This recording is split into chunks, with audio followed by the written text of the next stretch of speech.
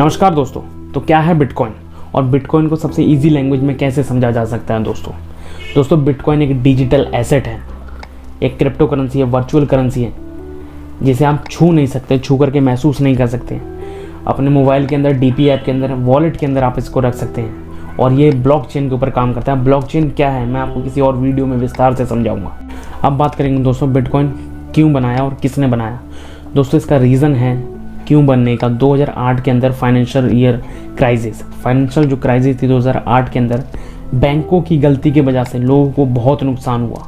बैंकों की कुछ गलती की वजह से लोगों को बहुत ज़्यादा नुकसान हुआ और उस टाइम की यूएस की बहुत बड़ी कंपनी लेमन ब्रदर्स की कंपनी को बहुत ज़्यादा नुकसान हुआ, लॉस में गई, जिसकी वजह से लोगों का बहुत सारा पैसा डूबा, लोगों को नुकसान हुआ दोस्तों बहुत ज़्यादा। दोस्तों आपको लग रहा होगा कि अगर एक कंपनी डूबी तो इसमें लोगों को क्या नुकसान हुआ, देश को क्या नुकसान हुआ। दोस्तों मैं आपको बता दूं बहुत सारी कंपनीज ऐसी होती हैं हमारे देश में भी या किसी और सारे देशों में, अगर वो डूब जाएं तो आपकी तक जेब पे फ़र्क पड़ता है। जैसे कि हमारी कंट्री में भी कुछ कंपनी हैं, अगर ये कंपनी डूब जाए तो आपकी तक जेब पर फ़र्क पड़ेगा दोस्तों। और 2008 के अंदर बैंकों की गलती की वजह से ये नुकसान हुआ था, फाइनेंशियल क्राइसिस हुआ था। यही देखते हुए दोस्तों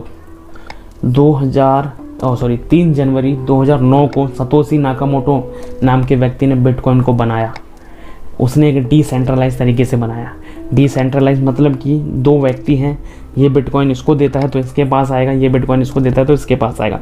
मतलब कि बीच में कोई भी पर्सन नहीं, बीच में गवर्नमेंट नहीं है जिसको आपने कुछ देना है। टैक्स तो लगता है दोस्तों बिटकॉइन के ऊपर, टैक्स ज़्यादा लगता है, लेकिन ये डिसेंट्रलाइज है, बीच में कोई भी नहीं है। लेकिन डिसेंट्रलाइज वैसे तो बढ़िया चीज़ है, लेकिन इसमें एक नुकसान भी है दोस्तों। अगर आप गलती से पैसा इसको भेज देते हैं, बिटकॉइन अपना गलती से इसको भेज देते हैं, तो अगर बैंक में आप ऐसा करें तो बीच में गवर्नमेंट है, बैंक है, वो पैसा वापस आपको दे देगी निकाल करके विदाउट इसकी परमिशन के। लेकिन अगर गलती से डिसेंट्रलाइज में बिटकॉइन आपका इसके अकाउंट में चला गया तो ये वापस नहीं आ सकता जब तक ये बंदा ना चाहे। तो दोस्तों आप समझ ही चुके हैं क्यों बनाया गया था और सतोशी नाकामोटो नाम के व्यक्ति ने बिटकॉइन को बनाया। आज तक कोई भी व्यक्ति नहीं जान पाया कि सतोशी नाकामोटो व्यक्ति है कौन। बहुत सारे लोग बीच में सामने आए, उन्होंने बोला कि मैं हूँ, मैंने बिटकॉइन बनाया है, सतोशी नाकामोटो मैं हूँ, लेकिन बाद में वो मना कर दिया और जब जांच पड़ताल हुई तो वो नहीं थे। तो दोस्तों यही कारण है कि आज तक नहीं पता चला कि बिटकॉइन किसने बनाया है। दोस्तों किसने बनाया आज तक नहीं पता चला। बोला ये भी जाता है कि इसके पीछे एक व्यक्ति ने, एक ग्रुप है जिसमें 3-4 कंपनियों का नाम लिया जाता है, जिसमें कि सैमसंग, तोशिबा, जिसमें सैमसंग, तोशिबा, नाकामिची और अपना मोटरोला।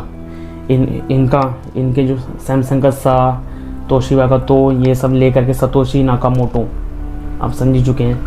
तो बोला ये भी जाता है कि इसके पीछे 4 कंपनियां हैं जिन्होंने बिटकॉइन को बनाया, लेकिन ये भी अभी तक फाइनल नहीं है दोस्तों। तो आज तक नहीं पता चला कि बिटकॉइन किसने बनाया।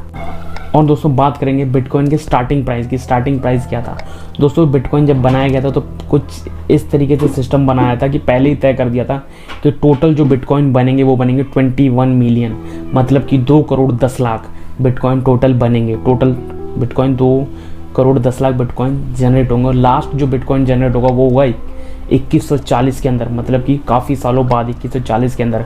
और यही रीज़न है 2 करोड़, ये पहले से तय कर दिया कि 21 मिलियन बिटकॉइन बनेंगे। इसी कारण इसका प्राइस अप ज़्यादा होता है, डाउन होता है कुछ, अगर सप्लाई ज़्यादा हो तो डाउन हो जाता है। लेकिन यही रीज़न है कि लोग, डिमांड एंड सप्लाई पर डिपेंड करता है। डिमांड ज़्यादा है तो प्राइस बढ़ेगा, सप्लाई ज़्यादा है तो प्राइस इसका घटेगा।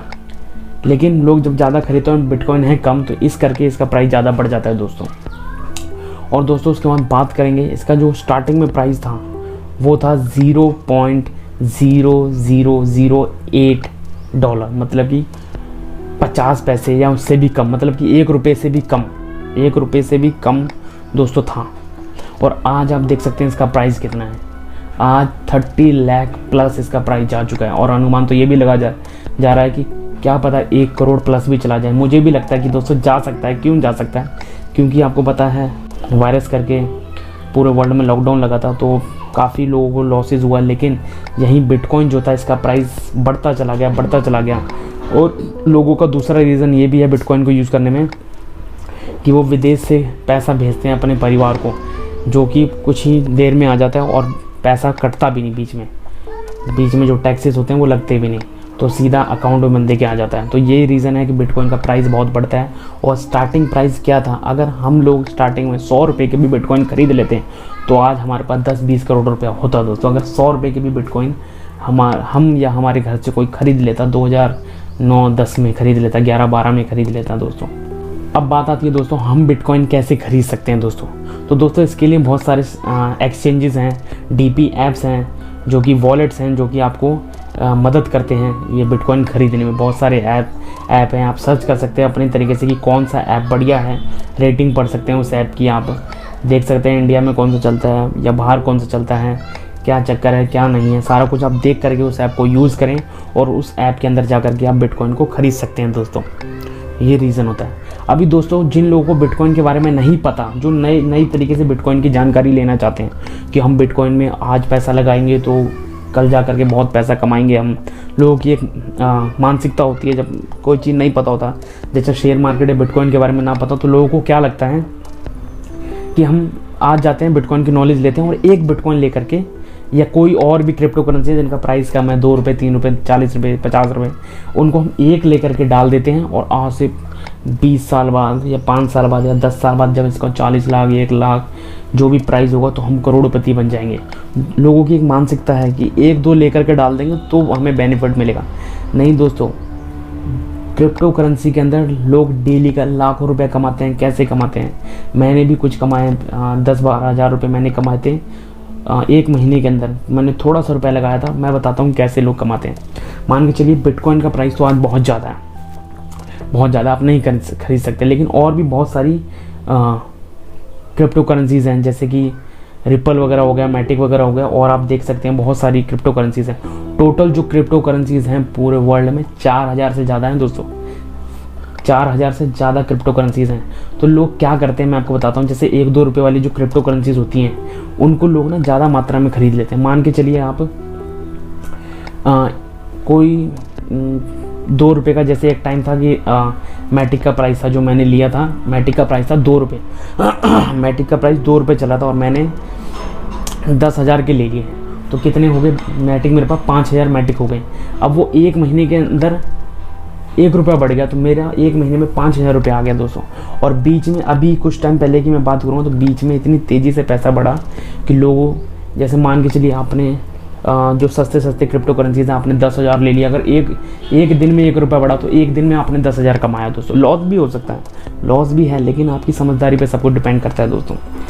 तो लोगों ने एक दिन में 10-10 हज़ार रुपये कमाए। किसी ने 1 लाख कॉइन ले रखे, कोई भी क्रिप्टो करेंसी ले रखी 1 लाख, उसके बाद तो कॉइन थे उस क्रिप्टो करेंसी के, उसमें 1 रुपया भी बढ़ा तो उसने एक दिन का कितना कमाया, 1 लाख रुपए। इस हिसाब से दोस्तों पैसा कमाया जाता है।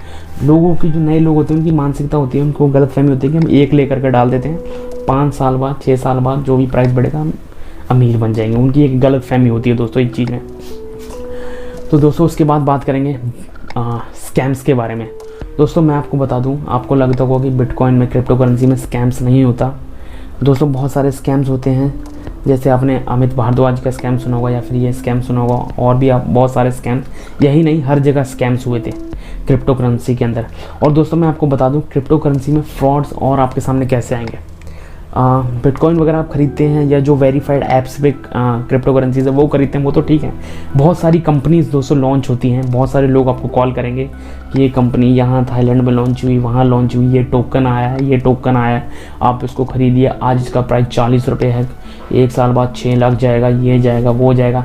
तो जो टोकन नाम से जो क्रिप्टो करेंसीज आती है ना, जो बोलती है हम टोकन लेकर के आए, टोकन लेकर के आए, ये तो दोस्तों मुझे फ्रॉड ही लगती हैं, क्योंकि मैंने इतनी, नाम नहीं ले सकता मैं किसी का, इतनी टोकन के नाम से आई थी, इतनी टोकन के नाम से आई थी, सब की सब आज नहीं है, मेरे हिसाब से तो नहीं है। 1-2 तो बंद ही हो गई पूरे तरीके से। बहुत बोला जाता था कि हम बिटकॉइन को फेल कर देंगे, ये कर देंगे, हमारा टोकन यूज़ करिए, ये टोकन लीजिए, बिटकॉइन की तरह है क्रिप्टो करेंसी। उन चीज़ों में आप भरोसा ना करें, ठीक है। आप यूट्यूब है, गूगल है आपके पास, सर्च करें, रिसर्च करें, अच्छे तरीके से आप जानकारी लें दोस्तों। और दोस्तों मैं आपको बता दूं बिटकॉइन को हैक नहीं किया जा सकता, क्योंकि ये ब्लॉकचेन पे काम करता है और ये डिसेंट्रलाइज है। बिटकॉइन को हैक नहीं कर सकते दोस्तों बहुत सारी आपने चीज़ें सुनी होंगी कि बिटकॉइन हैक हुआ। दोस्तों मैं आपको बता दूं बिटकॉइन हैक नहीं हुआ अभी तक, और ना ही मेरे हिसाब से बिटकॉइन को हैक करना इम्पॉसिबल है। लेकिन आपके वॉलेट के अंदर से आप जो ऐप यूज़ कर रहे हैं वॉलेट के अंदर से आपका बिटकॉइन हैक हो सकता है, आपका बिटकॉइन चोरी हो सकता है वॉलेट के अंदर से, ना कि कोई डायरेक्ट बिटकॉइन को हैक कर सकता है, क्योंकि वो ब्लॉकचेन पे काम करता है और ब्लॉकचेन बहुत ज़्यादा सिक्योर होती है दोस्तों, बहुत ज़्यादा सिक्योर होती है। आपके वॉलेट के अंदर से बिटकॉइन चोरी हो सकता है। अब उसके बाद बात करेंगे दोस्तों कि बिटकॉइन को बैन होना चाहिए या नहीं होना चाहिए। दोस्तों मेरे हिसाब से बिटकॉइन को बैन नहीं होना चाहिए, क्योंकि दोस्तों एक चीज़ तो होनी चाहिए। अब सारी काफ़ी चीज़ें हैं जो गवर्नमेंट के अंदर हैं, एक चीज़ तो होनी चाहिए कि डिसेंट्रलाइज हो, लोग जब चाहें अपनी मर्जी से भी कोई चीज़ कर सकें दोस्तों। और बहुत सारी कंट्रीज़ बिटकॉइन क्रिप्टो करेंसी को एक्सेप्ट कर रही हैं, बहुत सारी डेवलपिंग कंट्रीज़ एक्सेप्ट कर रही हैं। अब हमारी कंट्री को भी एक्सेप्ट करना चाहिए। एक्सेप्ट तो है ही, हमारी कंट्री में कभी बैन नहीं हुआ था, एक बार लीगल टेंडर मारने से मना कर दिया गया था बस।